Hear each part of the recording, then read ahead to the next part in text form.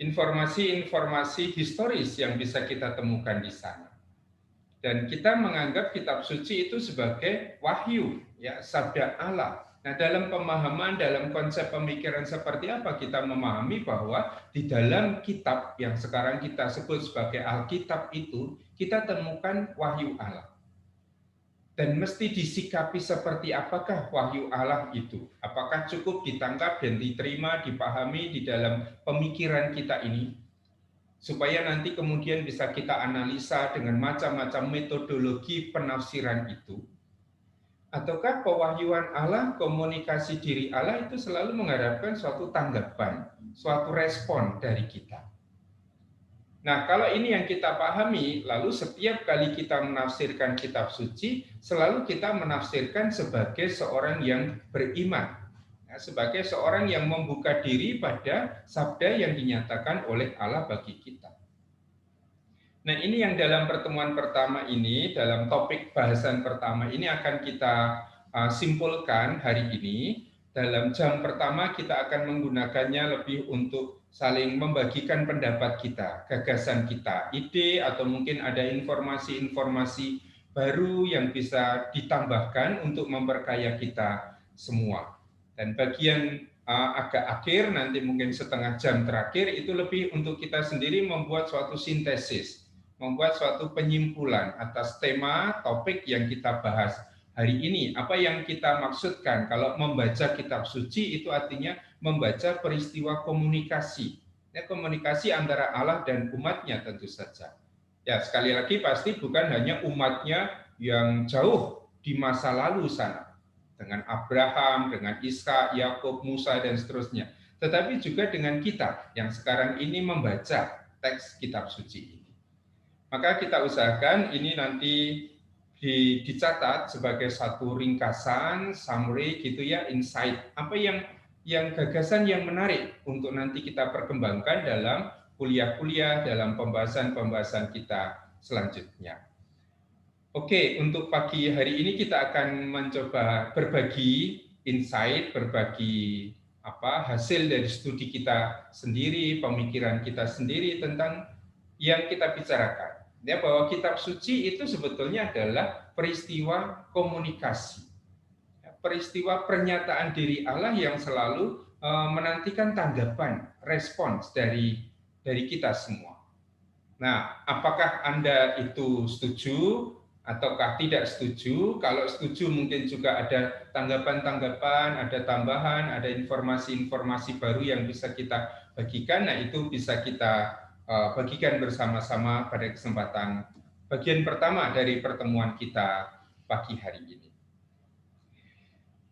Baik, dari yang sudah dibaca, dari yang sudah saya sampaikan dalam dua pertemuan, dalam semua keterbatasannya ini, apakah ada tanggapan lebih dahulu dari teman-teman?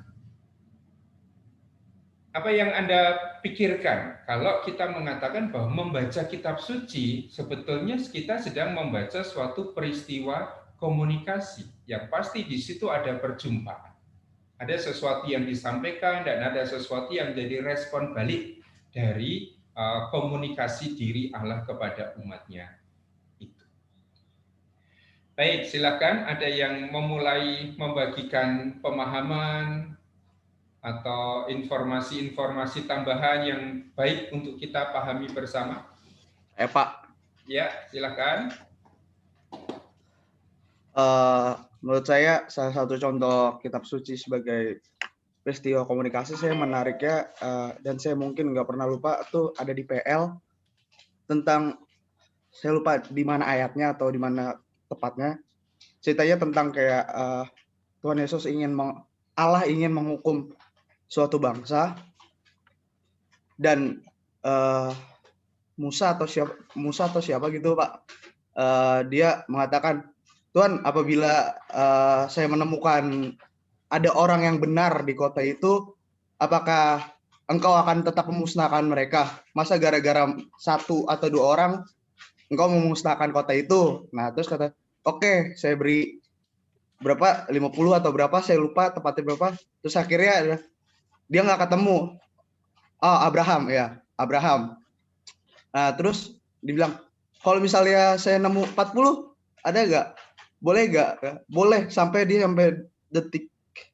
titik terendah penawaran itu, tetap saja dia tidak menemukan. Artinya saya di situ bilang bahwa Allah sama Allah sama umatnya itu mempunyai sebuah komunikasi yang baik sebenarnya. Dan dari situ kita bisa melihat begitu baiknya Allah, dan dia tidak asal langsung menghukum bangsanya kalau dia nggak ada komunikasi yang baik. Sepertinya kitanya yang malah tidak atau acuh akan komunikasi Allah itu, gitu Pak. Iya, Mulia Manurung, nama panggilanmu siapa? Mulia Pak. Mulia, oke. Oke, dalam pengalaman itu kalau kita lihat ya, apa yang menurut Mulia itu mau dikomunikasikan, mau disampaikan oleh Allah kepada Abraham?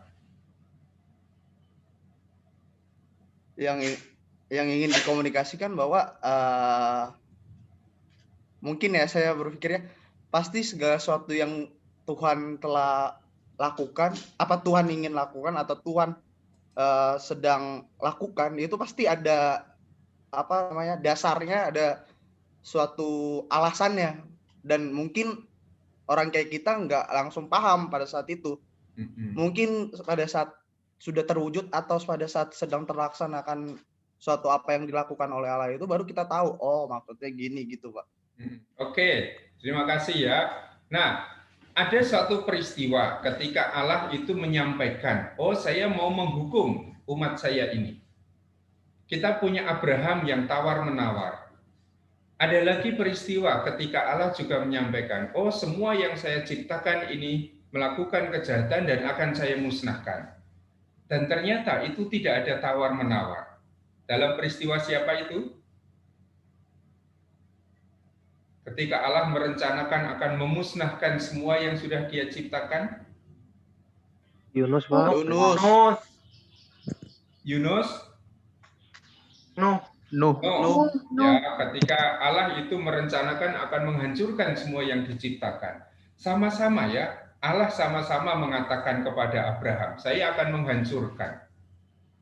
Allah juga menyatakan hal yang sama kepada Nuh, tetapi respon tanggapannya itu lalu menjadi berbeda. Nah, selalu di situ dalam peristiwa-peristiwa seperti itu, hal yang pertama selalu kita cari adalah apa yang sebetulnya mau dikomunikasikan, mau disampaikan oleh Allah. Nah, ini hal yang menurut saya penting ya.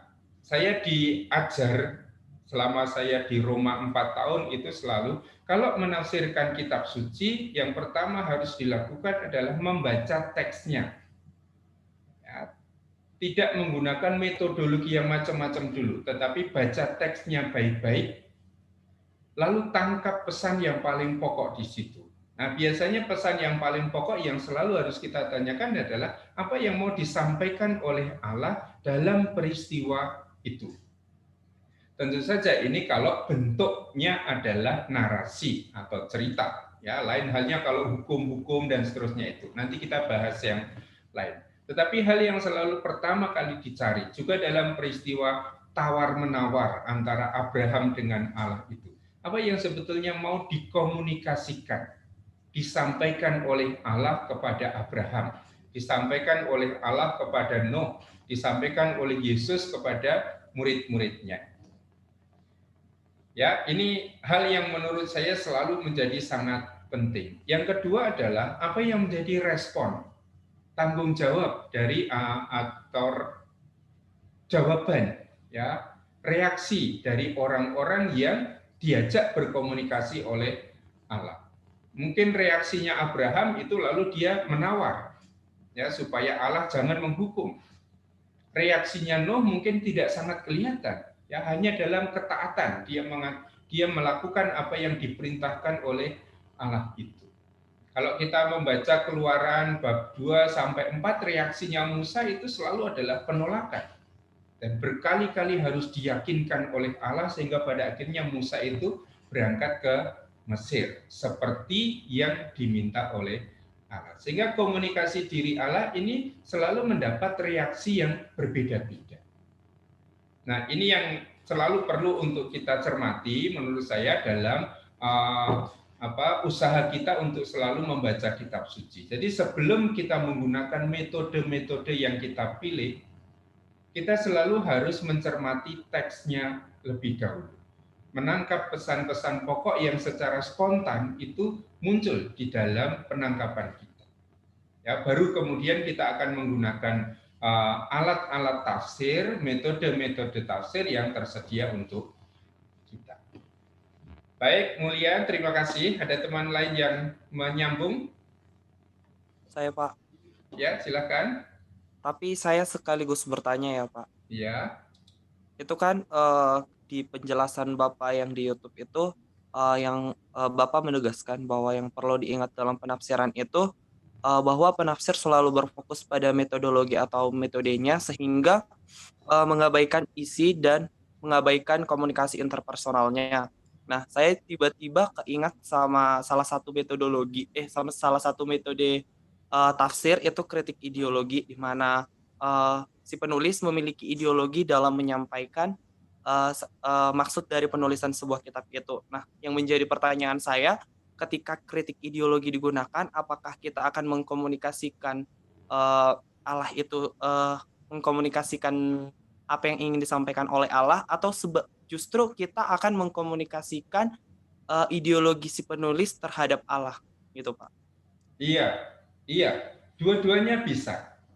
Ya, kalau kita mengatakan kitab suci adalah sabda Allah atau pewahyuan dari Allah, maka kita juga bisa melihat bahwa di situ ada sesuatu yang dikomunikasikan oleh Allah. Tetapi selalu kita pahami bahwa yang namanya kitab suci itu adalah sabda Allah dalam bahasa manusia.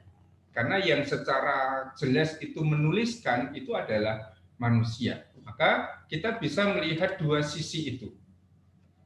Atau ini adalah sabda Allah yang disampaikan. Yang kedua adalah ideologi yang juga dimiliki oleh penulis-penulis kitab suci itu. Ya, tentu saja ketika saya menceritakan sesuatu, mengisahkan sesuatu tentang pengalaman akan Allah, saya sudah mempunyai gambaran ideologi di dalam benak saya ini tentang Allah itu seperti apa. Maka juga kita bisa mencari sebetulnya apa yang mau disampaikan oleh Allah di dalam kitab suci itu. Kalau dirumuskan dalam kalimat-kalimat langsung, pernyataan-pernyataan langsung dari Allah. Tetapi gambaran tentang karya Allah, pekerjaan Allah, sabda Allah, itu seringkali juga menampakkan gambaran penulis kitab suci itu tentang Allah itu sendiri. Ya, maka kita bisa melihat dua-duanya sebetulnya. Nanti kalau lewat kritik ideologi, kita bisa melihat apa yang mau dinyatakan oleh Allah. Tetapi juga bisa melihat apa yang menjadi ideologi, gambaran teologis penulis kitab suci tentang siapa Allah itu. Dan ini akan selalu kita jumpai dengan macam-macam bentuknya ya. Selalu pergulatan pengalaman orang, pengalaman manusia dengan Allah itu wujudnya macam-macam. Sehingga juga ideologinya, ideologi masing-masing penulis itu berbeda.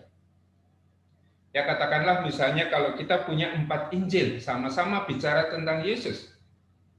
Tetapi gagasan teologis masing-masing penginjil tentang Yesus itu sudah berbeda-beda. Ya, maka kita juga bisa melihat situasi yang sama. Sama-sama bicara tentang Yesus, tetapi karena pengalamannya berbeda, sudut pandangnya berbeda, kristologinya Markus itu pasti khas. Yang berbeda dari kristologinya Lukas. Ini kan berarti ideologinya Markus tentang Yesus berbeda dengan ideologinya Lukas tentang Yesus. Sehingga dua hal itu saya kira sama-sama bisa ditemukan. Apa yang mau disampaikan oleh Allah, yang kedua adalah sebetulnya apa yang mau disampaikan oleh penulis itu tentang peristiwa Allah yang mengkomunikasikan dirinya kepada umatnya. Begitu Robi, sejauh saya menangkap. Jadi kalau kita bisa membaca kitab suci, kita bisa membaca apa yang mau disampaikan oleh Allah. Level yang kedua adalah apa yang mau dikatakan oleh penulis itu, pengarang kitab suci itu untuk kita yang membaca teks kitab suci itu. Ini Apakah Robi punya tanggapan lain? Mungkin penjelasan saya kurang pas atau teman-teman punya tanggapan yang lain? Kita bisa menangkap ideologinya penulis pasti. Ya, karena penulis itu pasti menuliskan dengan suatu gagasan, konsep, prapengandaian, pemahaman tertentu. Tetapi juga penulis-penulis itu kan mau mengatakan apa yang dia pahami tentang apa yang diwahyukan, dikomunikasikan, disampaikan oleh Allah kepada umatnya itu. Begitu Robi, apakah ada tanggapan lain? Masih mencerna, Pak. Ya pelan-pelan kita mencerna, kalau nanti kita makan semua kenyang lalu kita selesai. Baik, ada yang mau melanjutkan apa yang tadi dikatakan Mulia atau Robi? Silahkan.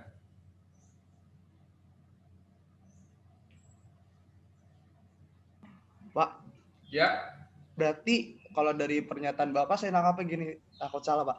Berarti dalam suatu teks, misalnya kayak tadi Abraham itu, kita bisa menemukan dua ideologi itu dong Pak. Ideologi si penulisnya itu, sama ideologi orangnya langsung itu.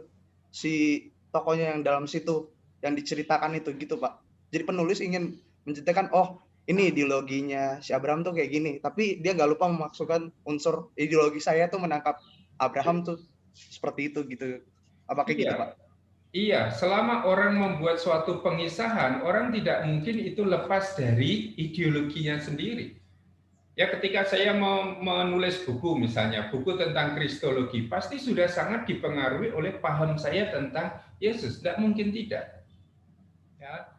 Dan apa yang saya pahami ini berbeda dari orang lain. Sehingga kalau Abraham itu dalam komunikasi dengan Allah itu pasti Abraham punya gagasan tentang Allah sehingga dia berani bertawar-menawar dengan Allah itu. Tetapi juga penulis kitab suci yang menceritakan pengalaman Abraham itu juga punya paham tertentu tentang Allah.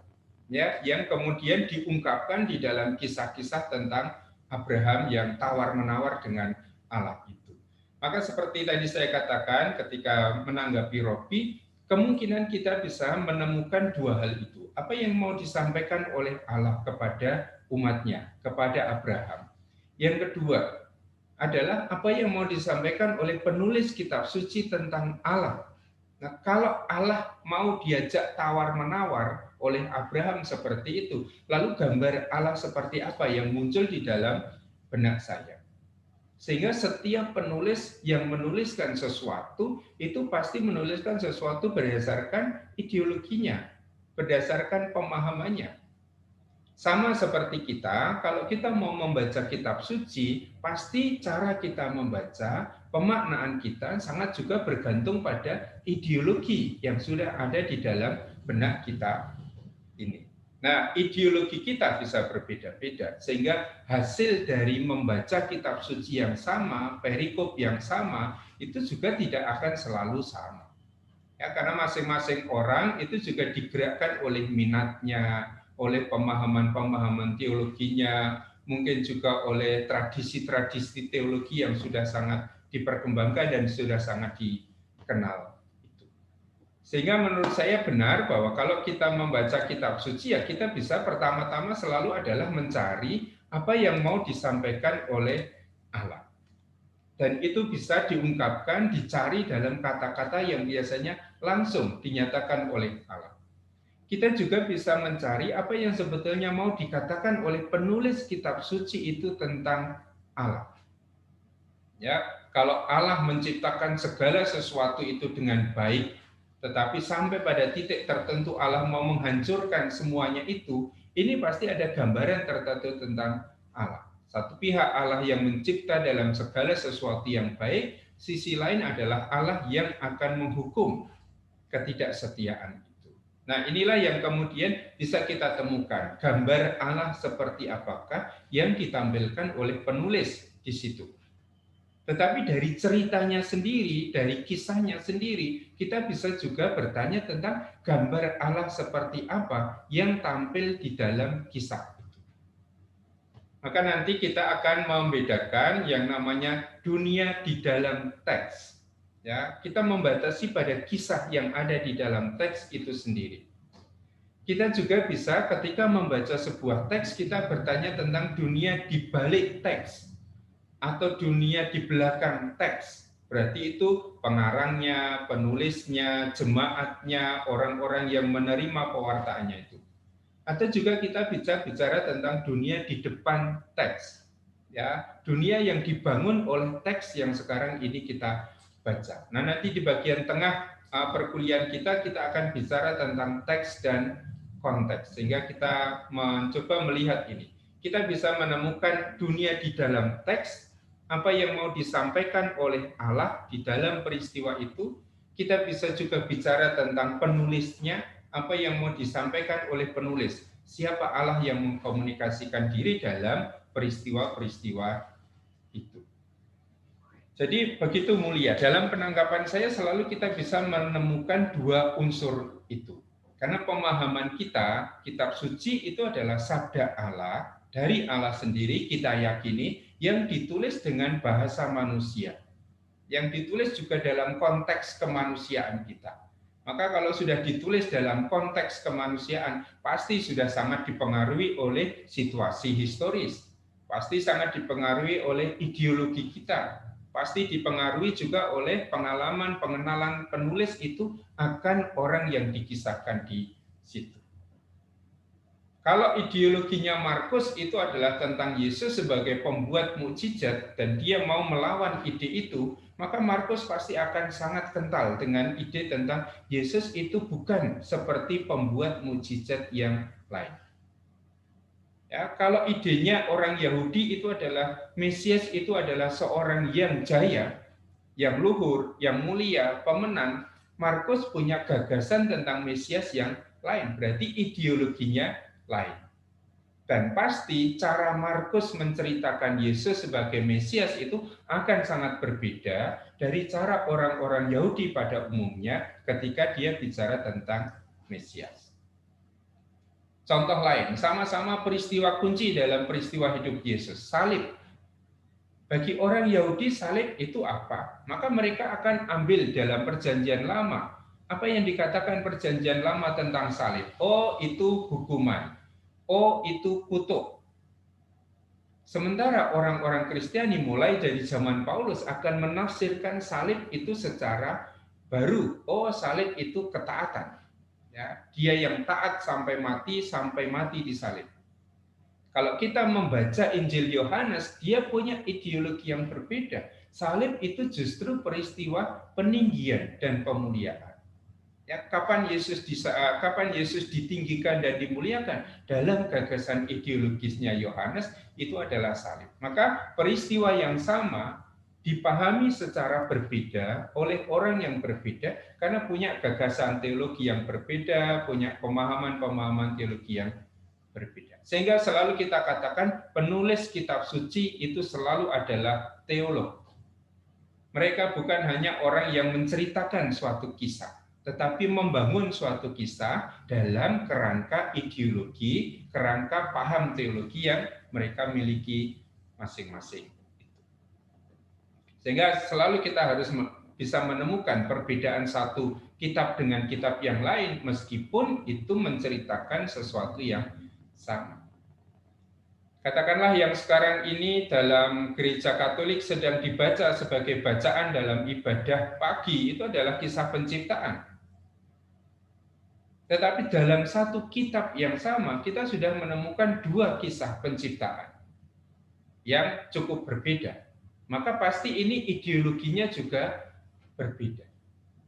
Itu yang saya maksud tadi. Selalu orang yang menulis, termasuk menulis teks kitab suci, itu menulis berdasarkan suatu paham teologi tertentu, ideologi tertentu yang berbeda dengan teks yang lain.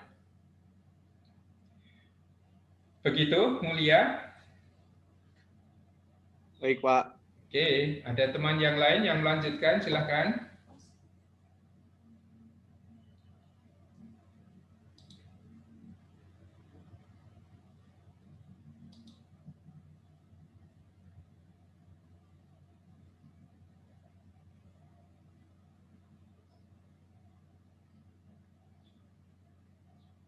Sudah habis? Oke, sekarang kita, teman-teman sudah membaca kitab Keluaran 2-4 ya? Dalam pengalaman Musa, ya, Allah menyampaikan sesuatu kepada Musa. Dan apa yang disampaikan oleh Allah itu selalu menantikan tanggapan, jawaban, atau respons Musa, atau respons siapapun lah yang menerima pewahyuan diri Allah itu. Nah, kalau kita membaca teks itu, membaca kitab Keluaran 2-4, apa yang sebetulnya mau dikomunikasikan oleh Allah kepada Musa? Dan apa reaksi, jawaban Musa atas pewahyuan diri Allah itu? Ini kita jadikan sebagai ilustrasi. Ya, tadi Mulia mengambil contoh Abraham dan itu baik. Lalu di sini kita menemukan contoh komunikasi Allah dengan nabinya, yaitu dengan Musa. Nah, sebetulnya apa yang mau disampaikan oleh Allah? Dan apa yang menjadi respon atau tanggapan dari Musa di dalam Keluaran 2-4, kisah tentang panggilan Musa. Ada teman yang sudah membaca teks itu dan mencatat 1-2 hal yang bisa dibagikan? Saya Pak mau coba. Ya, Pak. silakan Yohanes. Dalam peristiwa Allah memanggil Musa itu, Allah ingin mengutus Musa untuk membebaskan umatnya, Pak. Karena kan Ya. di 2-4 itu kan Allah kan mendengar teriakan para umatnya ya, Pak. Ya. Tapi respon dari Musa itu sendiri, dia rendah diri gitu, Pak, yang menolak gitu. Dia kayak berusaha untuk kayak, Tuhan, ini aku nggak bisa bicara, terus kayak seakan-akan nawar gitu loh, Pak. Sampai Tuhan kasih kayak, ayo apalagi yang lo minta gitu loh gitu. Lo nggak bisa ngomong, ini ada istilahnya saudaramu gitu. Terus kamu takut, nih Tuhan kasih mukjizat gitu. Jadi Tuhan mau menyatakan bahwa pada Musa, kamu jangan takut, aku bersamamu gitu, Pak. Itu yang saya tangkap. Ya, yang mau dikomunikasikan oleh Allah adalah satu, Allah berencana atau menghendaki untuk membebaskan umatnya. Ya, jeritan orang-orang Israel di tanah Mesir itu sampai ke telingaku. Dan itulah yang kemudian membuat Allah meminta Musa untuk pergi ke Mesir, membebaskan orang-orang Israel itu dari Mesir. Itu yang dikomunikasikan oleh Allah. Ya, kehendak Allah untuk membebaskan umatnya dari perbudakan di Mesir itu. Nah, hal ini disampaikan kepada Musa. Apa reaksi pertama Musa?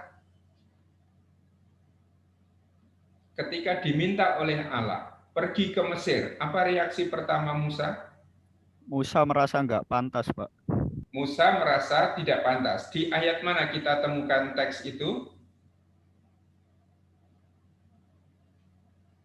Waktu Musa bilang, siapakah aku ini? Pokoknya itu, Pak. Oke, berarti itu di bab 3 ayat 11. Ya, ketika Musa diminta untuk pergi ke Mesir, membebaskan orang-orang Israel di Mesir, Musa mengatakan, siapakah aku ini? Maka aku yang akan menghadap Firaun dan membawa orang Israel keluar dari Mesir. Biasanya kalau orang diminta, disuruh, diberi tugas, dan mengatakan, siapakah aku ini? Apa yang kita tangkap dari pernyataan itu? Siapakah aku ini? Mungkin dia merasa aku ini bukan apa-apa gitu, Pak. Bukan apa-apa. Mengapa Musa merasa bukan apa-apa, bukan siapa-siapa pada waktu itu?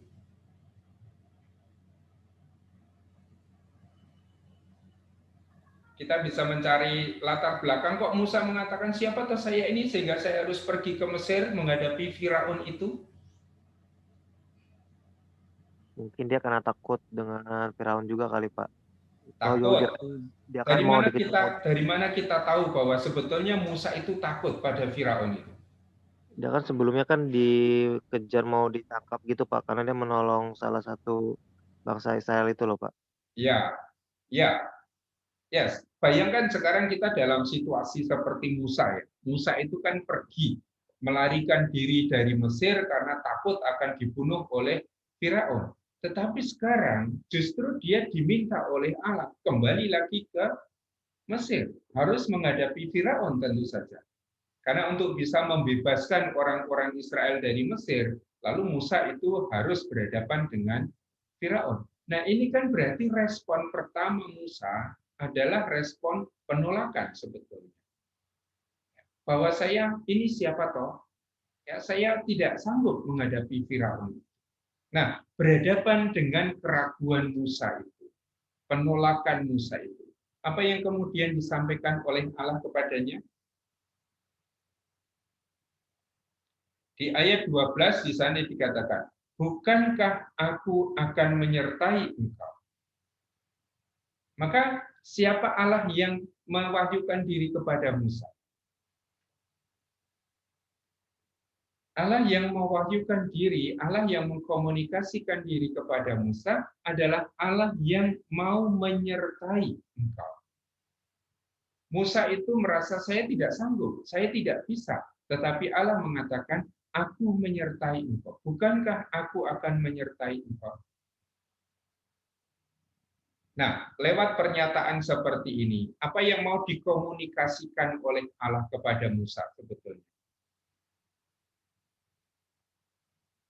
Kalau Allah mengatakan, bukankah aku akan menyertai engkau? Apa yang mau disampaikan oleh Allah kepada Musa? Yang ragu-ragu, yang mungkin takut, khawatir, harus kembali ke Mesir.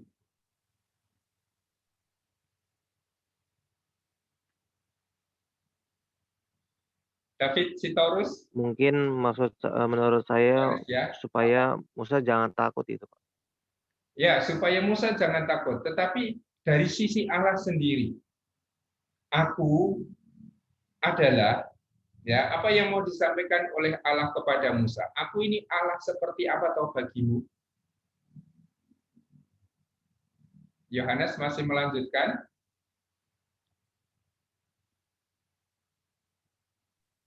Allah yang perkasa, Pak. Allah yang istilahnya bisa, Allah yang hidup gitu, Pak. Allah yang hidup. Kalau dari teksnya sendiri, kamu menangkap apa? Allah seperti apa yang dimiliki Musa sekarang ini? Allah yang senantiasa menyertai. Allah yang senantiasa menyertai. Allah yang tidak akan pernah membiarkan Musa itu sendirian. Kalau nanti Musa itu bekerja di Mesir, yang bekerja bukan dia sendiri, tetapi yang bekerja adalah Allah. Maka ini komunikasi diri Allah. Saya adalah Allah yang menyertai engkau. Nah, penulis kitab Kejadian itu pasti juga Keluaran itu juga pasti punya gagasan yang sama. Siapa toh Allah kita itu? Allah kita, Yahweh, itu adalah Immanuel, Allah yang menyertai kita. Seperti Allah menyertai Musa.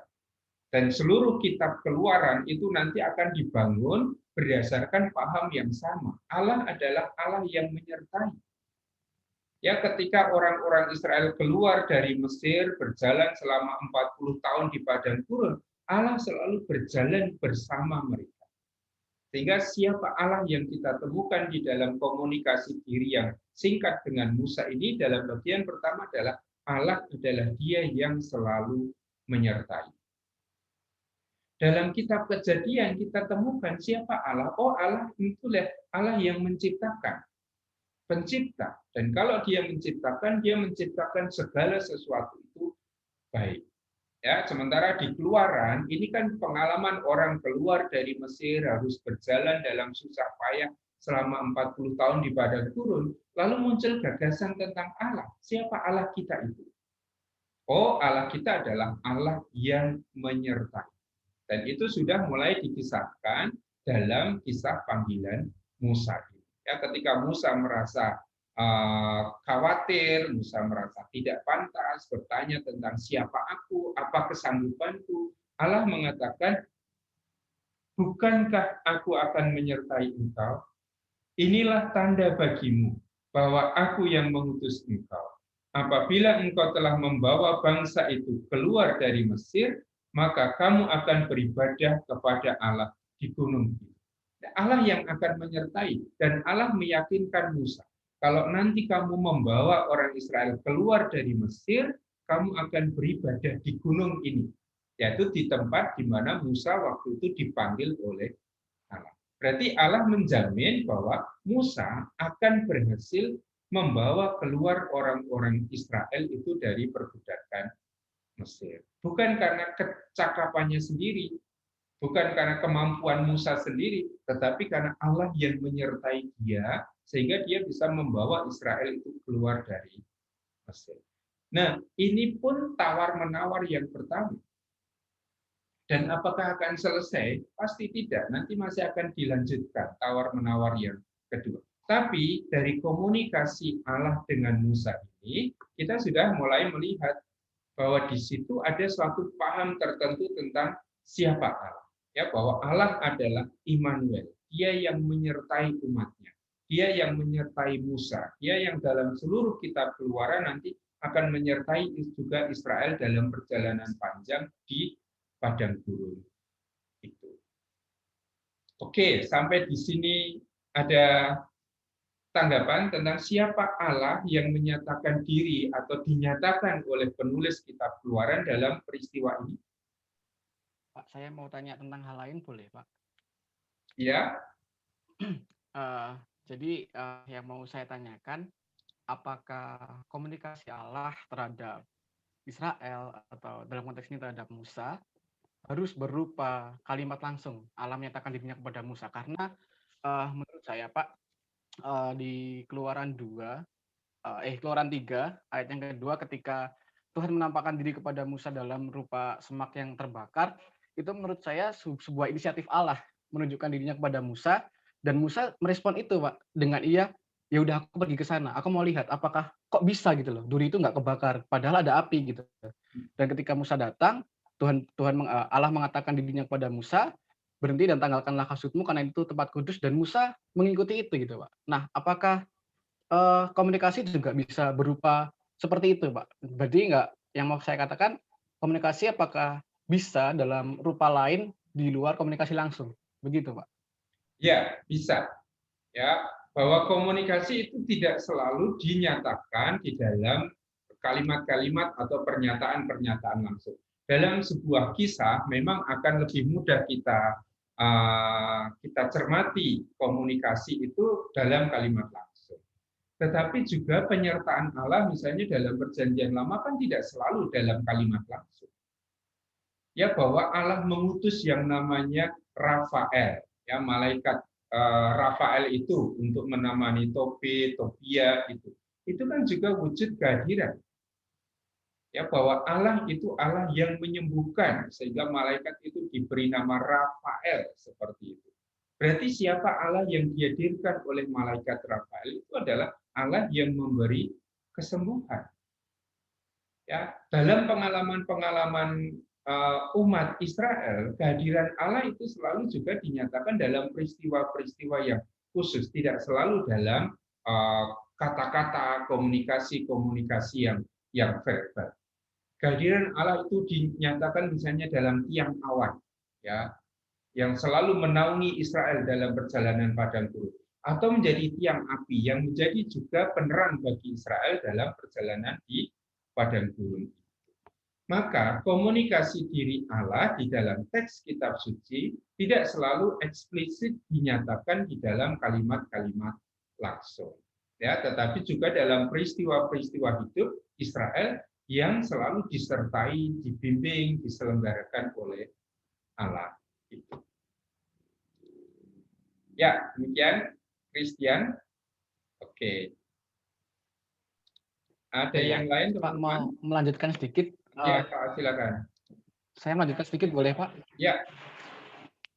Jadi kan dalam satu kisah tentang Musa yang dipanggil Allah untuk membebaskan bangsa Mesir, itu kan banyak komunikasi yang bisa kita ketemukan gitu, Pak.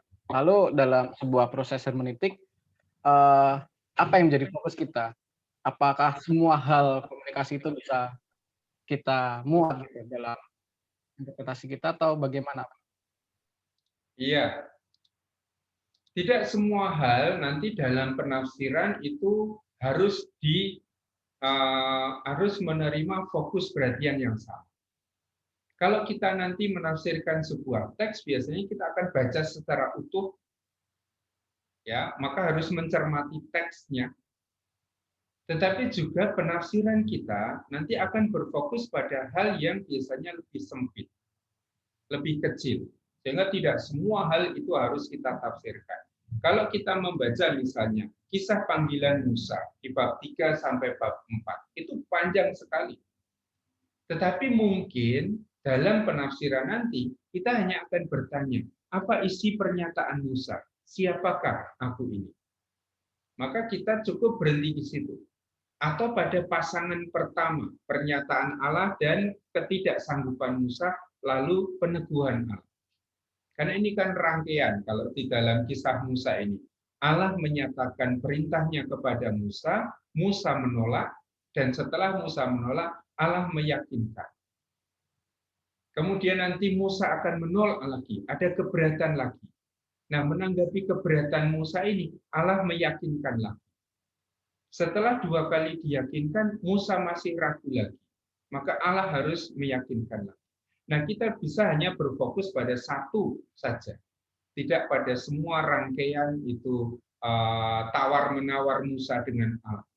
Tapi mungkin hanya akan berfokus pada satu titik dan tentu pada satu pernyataan tertentu. Apalagi nanti kalau kita menggunakan penafsiran-penafsiran itu untuk kebutuhan-kebutuhan pastoral, kebutuhan-kebutuhan pewartaan yang seringkali waktunya juga sangat terbatas. Maka kita tidak bisa semua hal, semua detail di dalam komunikasi yang muncul di dalam teks itu kita bahas. Biasanya kita akan memfokuskan diri pada fokus-fokus tertentu, pada titik-titik tertentu yang kita anggap, oh ini bagian yang menurut saya harus dipentingkan. Ya, kalau kita membaca Injil misalnya, katakanlah Injil Markus, menafsirkan Injil Markus, sebuah teks dalam Injil Markus, saya kan bisa menafsirkan yang mau saya cari apa? Kristologinya, atau saya mau mencari gambaran gereja, eklesiologi yang muncul di situ. Ya, ini kan berarti sudah memfokuskan penafsiran kita. Dan selalu orang yang nanti membuat suatu penafsiran itu akan membuat suatu fokus yang khusus, yang tidak semua hal harus dibaca. Tetapi sebelum sampai pada yang detail-detail itu, orang harus membaca teks itu secara keseluruhan.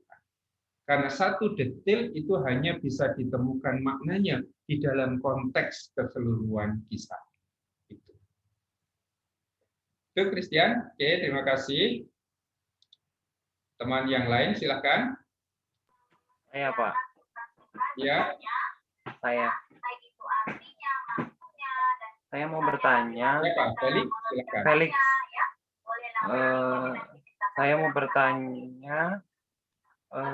Kalau dari Keluaran 3 ayat yang keempat, di situ kan Allah berkata, Musa, Musa. Kemudian Musa menjawab, ya Allah, gitu Pak. Nah, bagaimana pada saat itu Musa ketika Allah berkomunikasi dengannya, mengapa dia langsung peka kalau itu Allah, gitu Pak?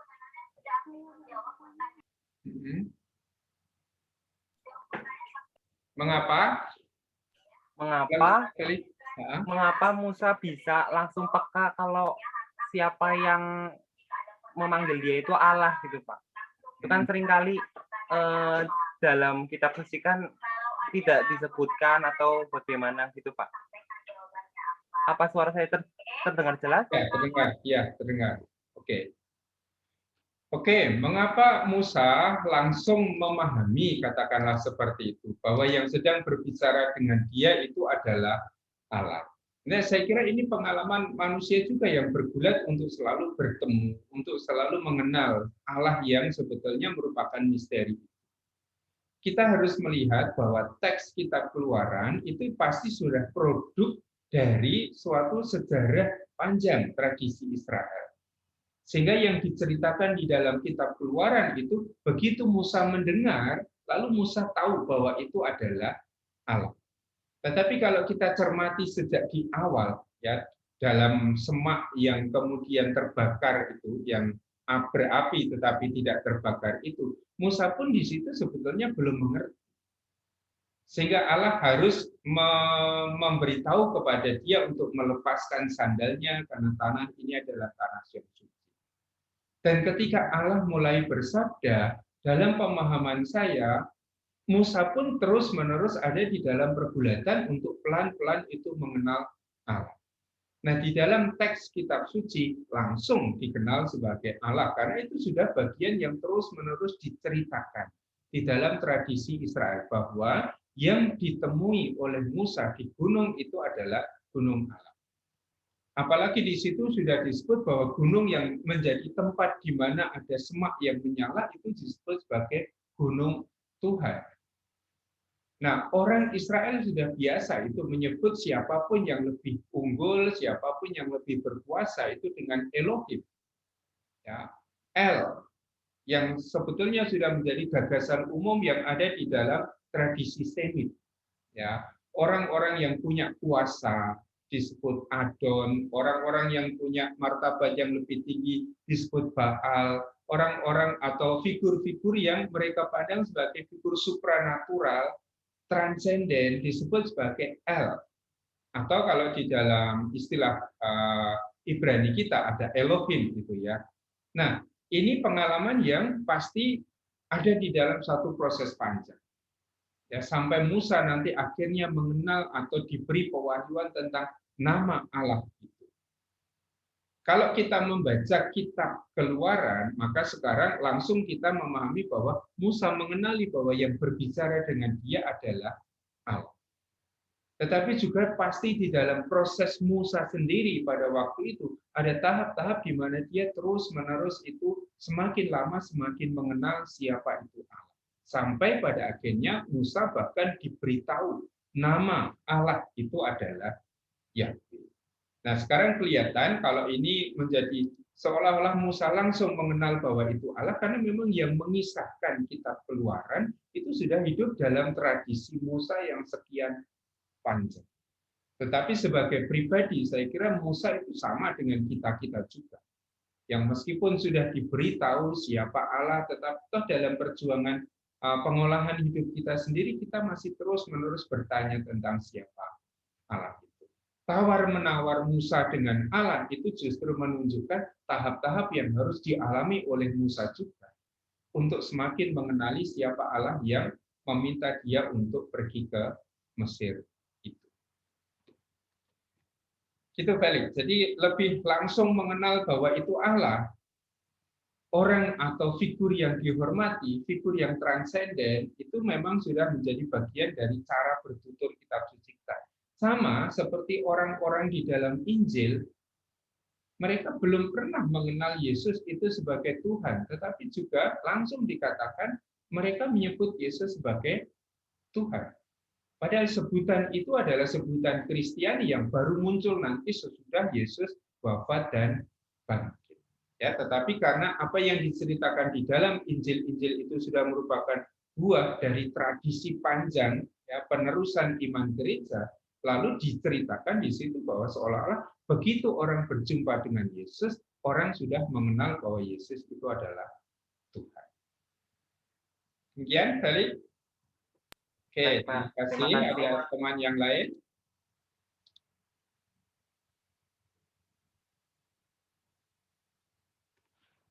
Baik, kalau tidak kita lanjutkan dari kitab Keluaran bab 3 ayat 11 di situ. Tadi keberatan yang pertama yang diajukan oleh Musa ya tentang siapakah aku ini? Apa saya bisa sih membebaskan orang-orang Israel dari Mesir? Allah kemudian memberi peneguhan kepadanya ya bahwa aku akan menyertai engkau. Jadi ini komunikasi diri Allah yang pertama, bahwa dia menghendaki Musa pergi ke Mesir, membebaskan Israel, Musa keberatan, lalu Allah memberi peneguhan. Aku menyertai engkau. Sesudah diteguhkan, ternyata Musa masih ragu juga. Dan itu kita temukan di ayat 13. Lalu Musa berkata kepada Allah, tetapi apabila aku mendapatkan orang Israel dan berkata kepada mereka, Allah nenek moyangmu telah mengutus aku kepadamu, dan mereka bertanya kepadaku, bagaimana tentang namanya? Apakah yang harus dijawab kepada mereka? Kalau kita membaca ini dalam komunikasi Musa dengan Allah, sebetulnya apa tuh yang mau disampaikan dalam keberatan Musa ini? Apa yang dipikirkan oleh Musa sehingga dia berpikir tentang pertanyaan orang Israel? Bagaimana tentang namanya? Setelah diteguhkan bahwa aku akan menyertai engkau, Musa itu berpikir, kalau nanti saya pergi kepada orang Israel di Mesir dan mengatakan Allah nenek moyangmu telah menyuruh aku membebaskan kalian, lalu orang Israel akan bertanya, siapa nama Allah itu? Ya, apa yang menjadi kegelisahan Musa di sini dalam pernyataan atau pertanyaan yang diungkapkan seperti itu?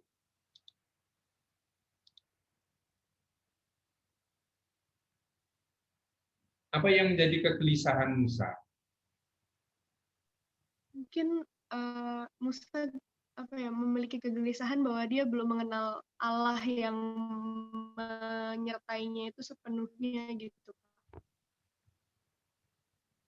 Kemungkinan karena Musa belum mengenal siapa Allah itu. Ya, maka dia masih membutuhkan nama Allah itu. Berarti Musa di sini meskipun sudah mendapat penyertaan dari Allah, dia masih ragu-ragu. Jangan-jangan nanti orang-orang Israel di Mesir tidak percaya bahwa yang mengutus saya adalah Allah. Maka Musa masih bertanya kepada Allah. Kalau nanti mereka bertanya, siapa namanya? Saya harus jawab apa? Ya, ini kan berarti Musa itu merasa bahwa nanti kalau saya datang ke Mesir, saya tidak datang kepada mereka dengan otoritas saya. Tetapi saya datang kepada mereka dengan otoritas Allah yang memberi saya tugas perutusan, yang menyertai saya. Nah, orang-orang Mesir, orang-orang Israel di Mesir hanya akan percaya kalau mereka itu mendapat pemahaman, informasi tentang siapa nama Allah, siapa yang mengutus engkau. Nah, maka lalu Musa meminta kepada Allah, bertanya kepada Allah, meneruskan apa yang ditanyakan oleh orang Israel yang dia bayangkan. Bagaimana tentang namanya? Apakah yang harus kujawab kepada mereka? Firman Allah kepada Musa, aku adalah aku. Lagi firman-Nya, beginilah kau katakan kepada orang Israel itu, akulah aku, telah mengutus aku kepadamu. Nah, ini di dalam tradisi perjanjian lama pertama kali nama Allah itu disebut. Yang dalam tradisi kita itu pasti kita masih cukup mudah mengatakan Yahweh, tetapi dalam tradisi Yahudi nama suci ini tidak akan pernah disebut sama sekali. Maka di sini ketika Musa juga masih punya keraguan, punya keberatan, nanti kalau mereka bertanya, siapa namamu? Saya harus jawab apa? Dan di situ Allah memberikan apa yang menjadi pertanyaan Musa. Namaku itu adalah Yahweh, yang di dalam teks kitab suci kita berbahasa Indonesia diterjemahkan dengan aku adalah aku. Nah, sekali lagi keberatan Musa dijawab oleh Allah. Allah kalau mengutus Musa itu tidak hanya mengutus dan dia tinggalkan. Tetapi ketika mengutus Musa, Allah itu menyatakan, aku akan menyertai engkau. Ya, bahkan sampai namanya itu dinyatakan kepada Musa. Sehingga nanti Musa bisa mengatakan, Yahweh mengutus aku. Nah, ini kita tempatkan dalam tradisi perutusan di dalam perjanjian lama. Seorang yang diutus itu adalah seorang yang membawa otoritas dia yang mengutusnya. Maka Musa akan selalu hidup sebagai utusan Allah nanti, yang tidak bekerja dengan kekuatannya sendiri, tetapi bekerja dengan kekuatan Allah, karena dia adalah duta, karena dia adalah utusan dari Allah. Nah, ini keberatan kedua Musa ya tentang saya belum mengenal Allah, engkau siapa? Dan Allah itu menyatakan siapakah dia. Dan siapa dia itu dinyatakan di dalam namanya. Aku adalah aku atau Yahweh. Oke, ini keberatan kedua yang dinyatakan oleh Musa dan dijawab oleh Allah. Coba kita cari sekarang keberatan Musa yang lain sesudah yang dua ini. Ada teman yang bisa menemukan apa keberatan Musa kemudian?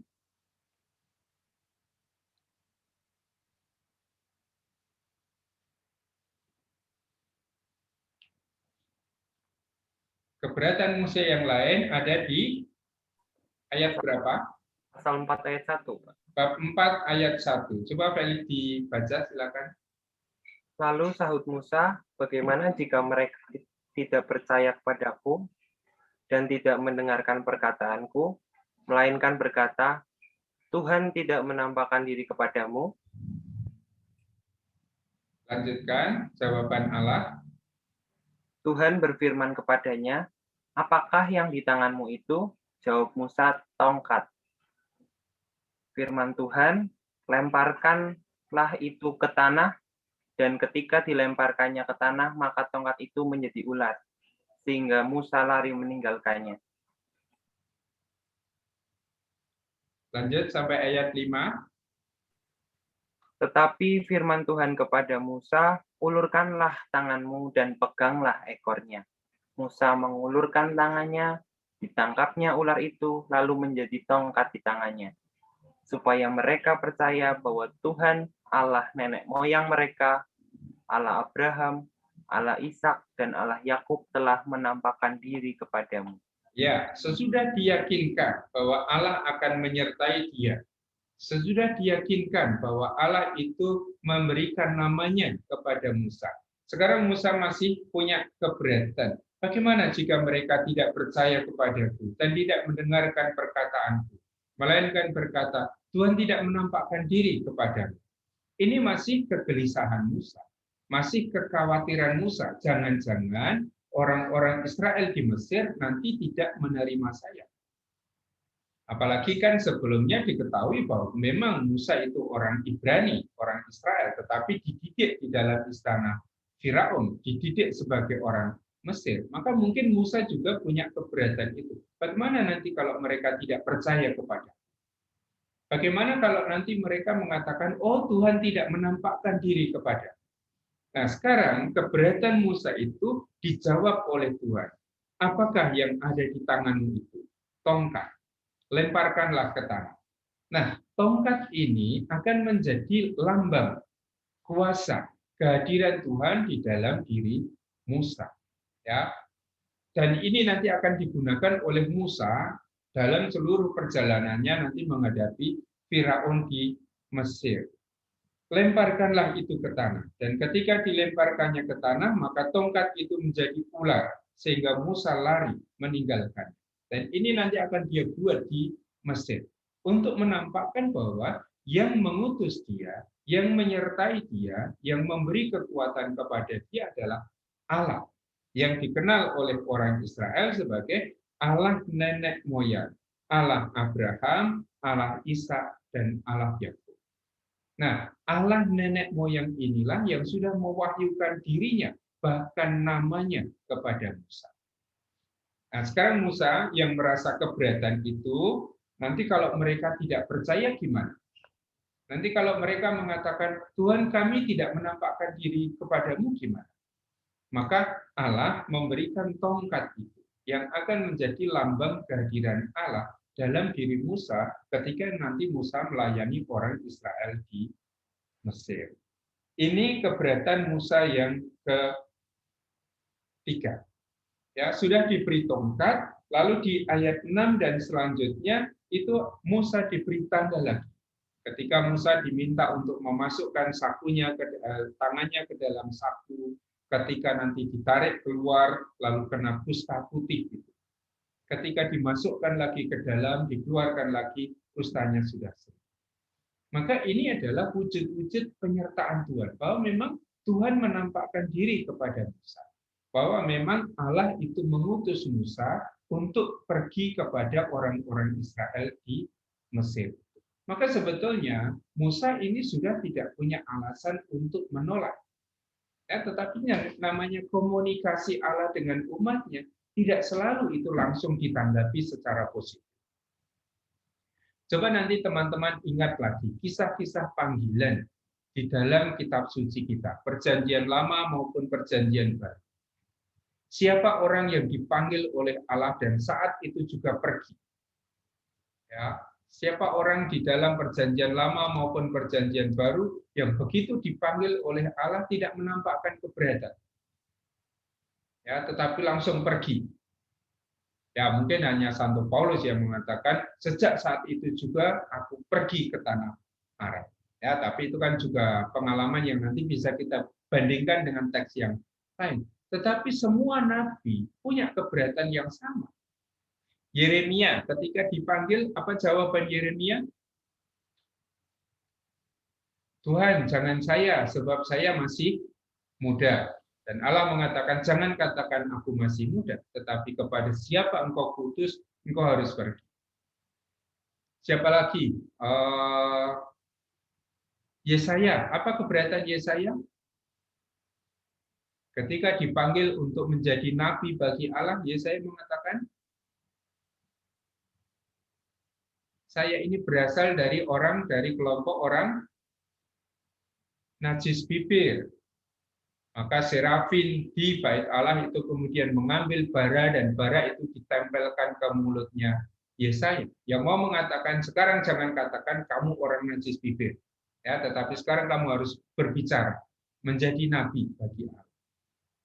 Semua orang yang dipanggil itu punya keberatan. Dan Musa ini adalah tokoh yang paling besar dalam tradisi Perjanjian Lama. Itu pun mempunyai keberatan. Tidak hanya sekali. Berkali-kali dia menyampaikan keberatan.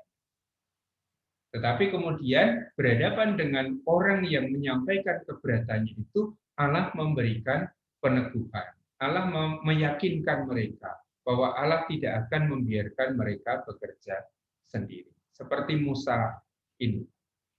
Baik, itu akan berlangsung sampai ayat 9.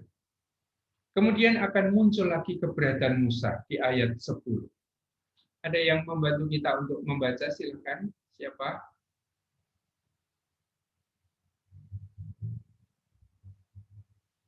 Andreas Kurnianto, kita minta tolong membaca ayat 10 dan seterusnya sampai 12. Oh ya, baik Pak. Ayat 10. Lalu kata Musa kepada Tuhan, "Ah Tuhan, aku ini tidak pandai berbicara. Dahulu pun tidak, dan sejak engkau berfirman kepada hamba-Mu pun tidak. Sebab aku berat mulut dan berat lidah."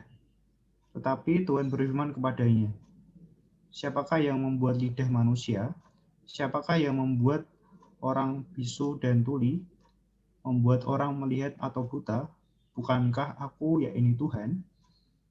Oleh sebab itu, pergilah.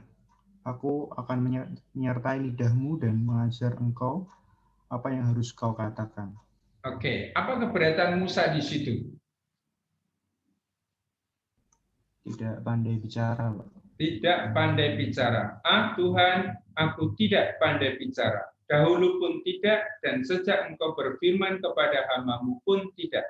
Sebab aku berat mulut dan berat lidah. Maka di dalam banyak peristiwa nanti Musa itu akan ditampilkan sebagai orang yang sedikit bicara. Nah, ini keberatan Musa juga. Saya harus berbicara kepada mereka, tetapi saya ini tidak pandai bicara. Ya, Yeremia juga masih mengatakan hal yang sama. Ya, saya diutus menjadi nabi, padahal yang namanya nabi, naba itu adalah berbicara. Lah kalau saya tidak pandai berbicara, bagaimana saya bisa menyampaikan firman Allah kepada Israel? Nah, keberatan Musa adalah soal saya tidak pandai berbicara. Kemudian Allah meneguhkan dia, ya, bahwa Allah lah yang akan berbicara. Aku akan menyertai lidahmu dan mengajar engkau apa yang harus kau katakan. Nah, sekali lagi keberatan Musa dijawab oleh Allah dengan peneguhan. Allah memberi garansi, Allah memberi jaminan bahwa Musa bisa berbicara kepada mereka. Karena aku akan menyertai lidahmu dan mengajar engkau apa yang harus kau katakan.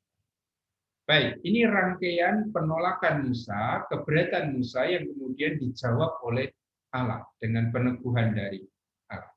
Kita lanjutkan ayat 13 sampai akhir, sampai ayat 17. Siapa berkenan untuk membacakannya? Silakan, bebas. Setyoko, kita minta tolong kamu membacakan ayat 13 sampai 17.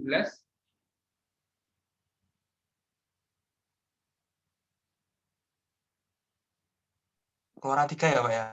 Keluaran 4. Oh, 4. Ya, kita sudah sampai terminal sana. Solo. 4 ayat 13. Tetapi Musa berkata, "Ah Tuhan, utuslah kiranya siapa saja yang patut kau utus." Maka bangkitlah murka Tuhan terhadap Musa dan ia berfirman, "Bukankah di situ Harun, orang Lewi itu kakakmu? Aku tahu bahwa ia pandai bicara. Lagi pula ia telah berangkat menjumpai engkau, dan apabila ia melihat engkau, ia akan bersukacita dalam hatinya. Maka engkau harus berbicara kepadanya dan menaruh perkataan itu ke dalam mulutnya. Aku akan menyertai lidahmu dan lidahnya, dan mengajarkan kepada kamu apa yang harus kamu lakukan. Ia harus berbicara bagimu kepada bangsa itu, dengan demikian ia akan menjadi penyambung lidahmu, dan engkau akan menjadi seperti Allah baginya. Dan bawalah tongkat ini di tanganmu yang harus kau pakai untuk membuat tanda-tanda mujizat." Oke, setelah jawaban Allah, peneguhan Allah, apa kata-kata terakhir Musa di situ?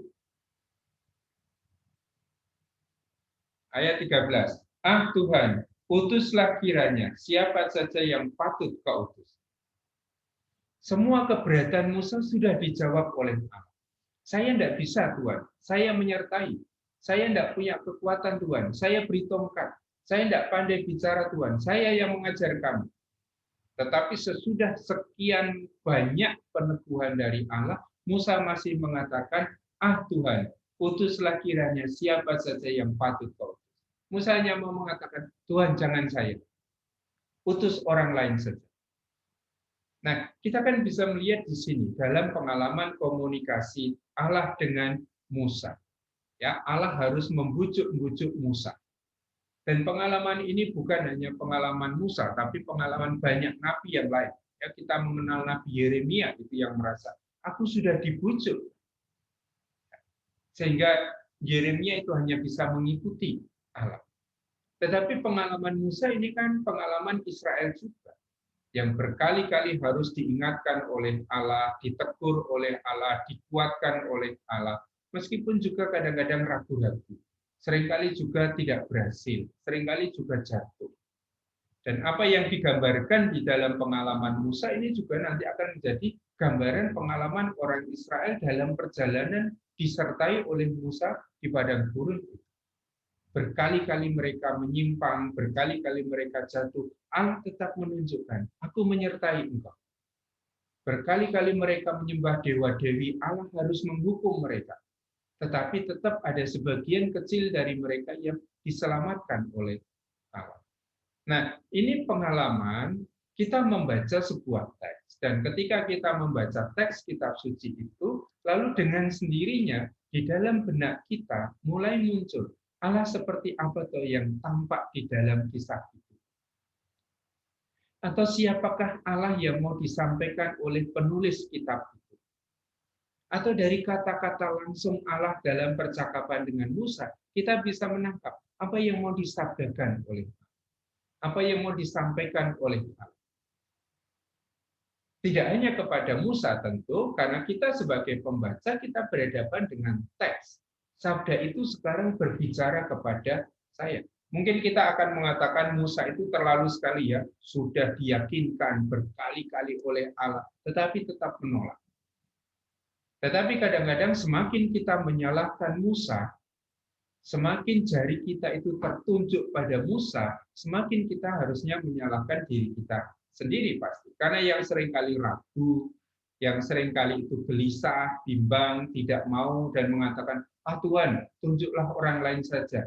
Jangan saya, itu tidak hanya Musa, tetapi juga kita. Nanti dalam pelayanan-pelayanan kita ke depan, untuk gereja kita, untuk masyarakat kita, ada tanggung jawab tertentu yang dipercayakan kepada kita. Kita merasa ragu, mungkin kita juga akan mengatakan, Pak, jangan saya. Tuhan, jangan saya.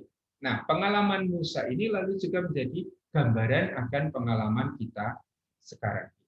Sehingga kalau saya membaca komunikasi Musa dengan Allah, saya juga membaca komunikasi diri saya dengan Allah. Bahwa ya sering tawar-menawar dengan Allah ketika ada tugas perutusan itu tidak hanya Musa, tetapi juga kita, saya yang membaca teks kitab suci ini, yang membaca kisah Musa. Itu yang saya maksud dengan melihat pengalaman Musa ini sebagai suatu model bagaimana kita mengenali bahwa di dalam setiap teks kitab suci selalu ada wahyu, ya, pernyataan diri Allah, dan selalu ada tanggapan dari manusia. Dalam hal ini adalah tanggapan dari Musa. Ini ada wahyu yang kita baca, kita renungkan, kita tafsirkan, yang meminta respon, tanggapan dari kita. Dan itulah yang membuat kitab suci itu dari zaman ke zaman tidak akan pernah kehabisan maknanya. Ya, sabda Tuhan itu dari waktu ke waktu semakin direnungkan, semakin orang punya kekayaan. Dan tidak akan pernah habis sabda Tuhan itu direnungkan. Ya, ketika saya masih di seminari yang menjadi dosen untuk membimbing kami berkhotbah, latihan khotbah, itu adalah Romo Haryo. Jadi sekarang dia Kardinal Indonesia, jadi Uskup Agung Jakarta itu. Yang selalu menasihati kami, kalau nanti kalian berkhotbah, ambil satu kata saja. Kata kunci. Renungkan, dalami baik-baik, ya, kemudian tatapkan dengan pengalaman sendiri, dan itulah yang dikhotbahkan. Maka meskipun bacaannya mungkin perikopnya panjang, rupanya kita cukup menarik 1-2 kata. Yang kunci dalam teks itu, apa yang mau disampaikan oleh Allah. Atau suatu ketika saya justru lebih melihat apa respon, tanggapan manusia atas pewahyuan diri Allah. Maka tadi Christian, ya, kalau tidak keliru mengatakan, apakah semuanya itu harus didalami dengan fokus yang sama? Tidak selalu. Kita bisa mendalami apa yang mau disampaikan oleh Allah. Atau kita juga bisa mendalami apa yang menjadi tanggapan atau respon dari manusia atas pewahyuan diri Allah. Baik teman-teman, saya kira ini pokok bahasan pertama yang kita bahas tentang bagaimana kita mulai membaca kitab suci, tidak hanya sebagai tulisan yang beku, tulisan yang kita baca, kita potong-potong dengan pisau analisa, lalu nanti masuk dalam pemikiran kita. Tetapi juga membaca kitab suci sebagai sabda Allah yang memang meminta tanggapan kita, meminta respon kita, meminta keterlibatan diri kita di dalam pewahyuan diri Allah.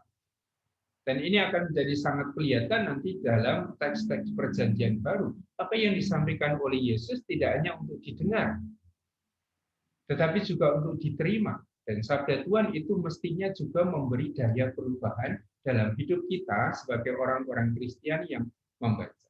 Kita membaca kitab suci bukan seperti ahli sastra, membaca sebuah tulisan sastra. Tetapi selalu kita membaca kitab suci sebagai orang yang beriman, yang menerima apa yang tertulis di situ sebagai sabda Tuhan, komunikasi diri Tuhan, yang pasti menantikan jawaban, respon, tanggapan balik dari kita yang membacanya. Nah, ini yang saya yakini bahwa pada akhirnya dengan cara seperti ini, penafsiran kita atas sebuah teks kitab suci akan menjadi penafsiran yang subur. Ya, penafsiran yang tidak berhenti pada pemikiran saja. Kemarin saya katakan penafsiran yang tidak hanya mengikuti detail-detail aturan metodologis, tetapi penafsiran yang selalu membawa kita sampai pada inti dari sabda Allah itu, komunikasi diri Allah dengan umatnya, dengan Israel, dengan orang-orang pada zaman itu, atau dengan Yesus dan para muridnya, atau sekarang komunikasi diri Allah dengan kita sebagai orang-orang beriman yang membaca sabda Allah itu. Oke, ada tanggapan dari teman-teman sebelum kita mengakhiri pertemuan kita dan nanti bisa dirumuskan sendiri-sendiri dalam 200 kata gitulah apa yang kita tangkap dari pertemuan kita 3 minggu ini ya tentang kitab suci sebagai peristiwa komunikasi. Ada tanggapan atau pertanyaan dari teman-teman? Tidak? Kalau tidak, Pak, saya. oh ya silakan. Oh ya, maaf ya Pak. Ini bukan gimana-gimana, saya cuma pengen tanya Pak. Kan sebagai suatu peristiwa komunikasi, berarti kan suatu komunikasi itu kan ada potensi untuk terdistorsi kan Pak. Saya ambil contoh saja kitab Yeskiel secara keseluruhan.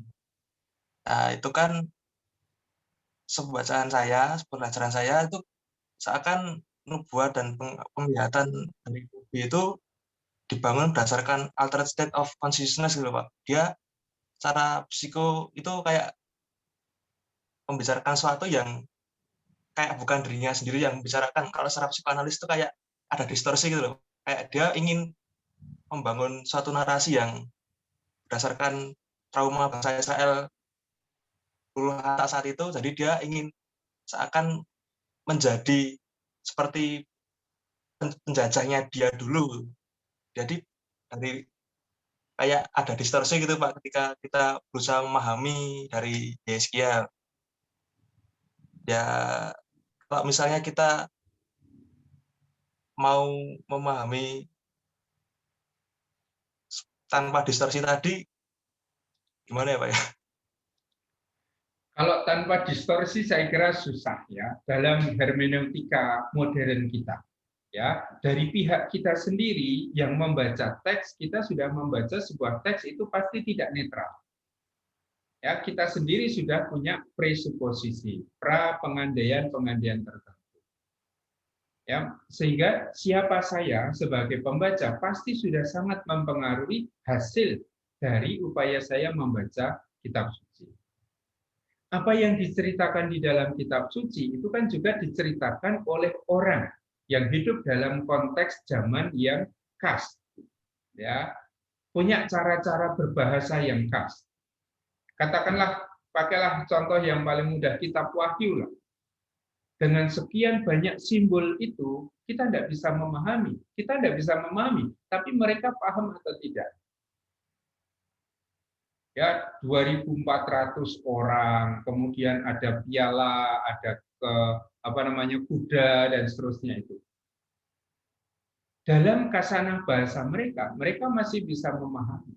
Tetapi dalam kasanah berbahasa kita sudah tidak memahami apa yang sebetulnya mereka maksudkan. Dalam cara berbahasa Yeskiel pada waktu itu, bahasa-bahasa kenabian, apa yang dikatakan oleh Yeskiel mungkin sesuatu yang normal, sesuatu yang lumrah, ya, bahasa tutur kenabian yang masih dipahami oleh orang zaman.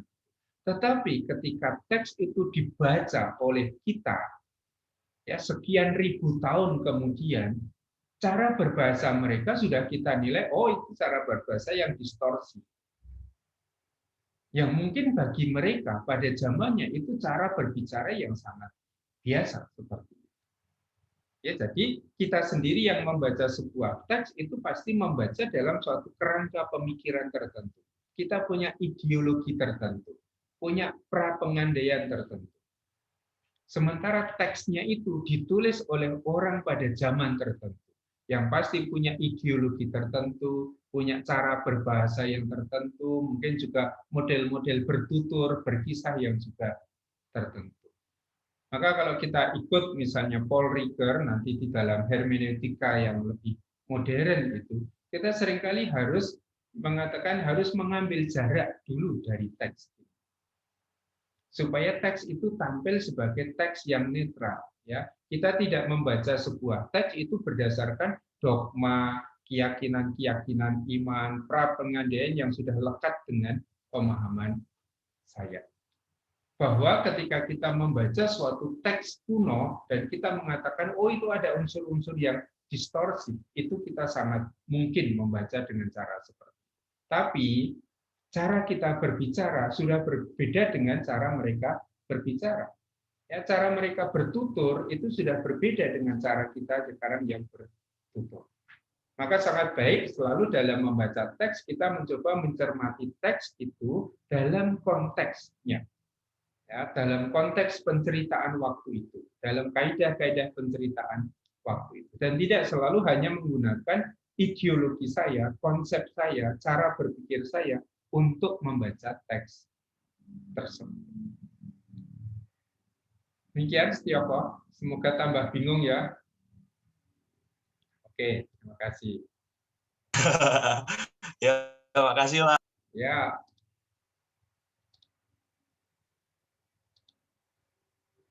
Oke, masih ada yang lain teman-teman? Kalau tidak, silakan menggunakan waktu yang tersisa sedikit ini nanti untuk merumuskan maksimal dalam 200 kata. Ya, apa yang saya pahami kalau saya membaca kitab suci itu sebagai sebuah peristiwa komunikasi. Kalau ada orang mengatakan komunikasi, kitab suci adalah peristiwa komunikasi Allah. Lalu bagaimana kita menjelaskan? Ya, apa yang saya pahami kalau dikatakan bahwa membaca kitab suci itu sebetulnya adalah membaca peristiwa komunikasi Allah dengan umat. Nah, nanti saya akan masukkan di dalam tugas, lalu silakan teman-teman mengirim lewat ikhlas dan akan saya baca untuk kesimpulan-kesimpulan kita hari ini dan hari Rabu yang akan datang, minggu depan. Lalu untuk Zoom, saya hari ini pakai kelas saya, minggu depan akan memakai Zoom yang sudah disediakan oleh Prodi di Fakultas Teologi 1 kalau tidak salah. Tapi karena tadi schedule-nya belum dibuat, lalu saya memakai link Zoom ini. Rabu depan kita kembali ke link Zoom yang sudah disediakan oleh Prodi kita. Baik teman-teman, terima kasih untuk kebersamaan perjumpaan kita pada pagi hari ini. Mari sekarang kita mengakhiri pertemuan kita dengan memuliakan Tuhan. Kemuliaan kepada Allah Bapa dan Putra dan Roh Kudus seperti pada permulaan, sekarang, selalu dan sepanjang segala abad. Amin. Terima kasih teman-teman. Sampai bertemu kembali hari Rabu yang akan datang. Terima kasih, Pak. Terima kasih. Terima kasih, Pak. Terima kasih Pak, selamat Makasih, pagi. Pak. Makasih, Terima Pak. kasih, Pak. Makasih, Pak. Terima kasih. Makasih, Pak. Terima kasih.